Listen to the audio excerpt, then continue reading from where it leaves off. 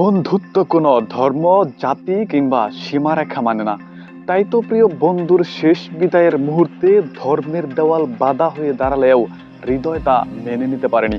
বন্ধুত্বের টান সব বিভেদকে ছাপিয়ে শেষবারের মতো ছুটে গেছে বন্ধুর কাছে।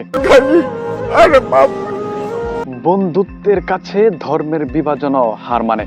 প্রিয় বন্ধুর জানাজায় অংশ নেওয়ার সুযোগ না থাকলেও দূর থেকে শেষ বিদায় জানাতে ছুটে এসেছিলেন এক হিন্দু বন্ধু।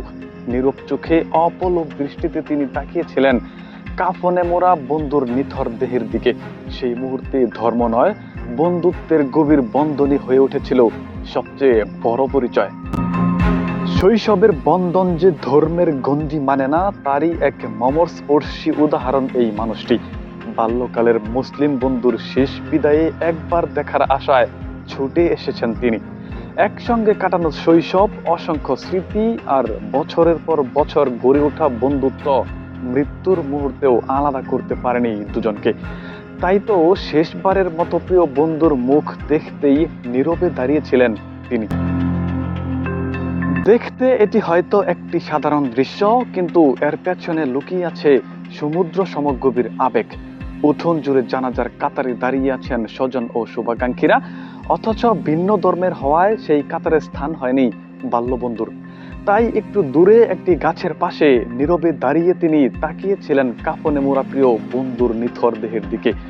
অশ্রুজল চোখ যেন বলছিল, মৃত্যু বন্ধুকে কেড়ে নিতে পারে, কিন্তু বন্ধুত্বের স্মৃতিকে নয়। সামাজিক যোগাযোগ মাধ্যমে ছড়িয়ে পড়া এই হৃদয়স্পর্শী দৃশ্য স্পর্শ করেছে হাজারো মানুষের মন।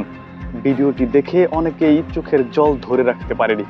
ধর্মের ভিন্নতার কারণে জানাজার কাতারে দাঁড়ানোর সুযোগ না পেলেও দূরে দাঁড়িয়ে থাকা সেই বন্ধুর অশ্রুসিক্ত চোখ আর নিস্তব্ধ চাহনি যেন একটাই কথা বলছিল, তার হৃদয়ের একটি অংশ রয়ে গেছে প্রিয় বন্ধুর সেই শেষ যাত্রার সঙ্গেই।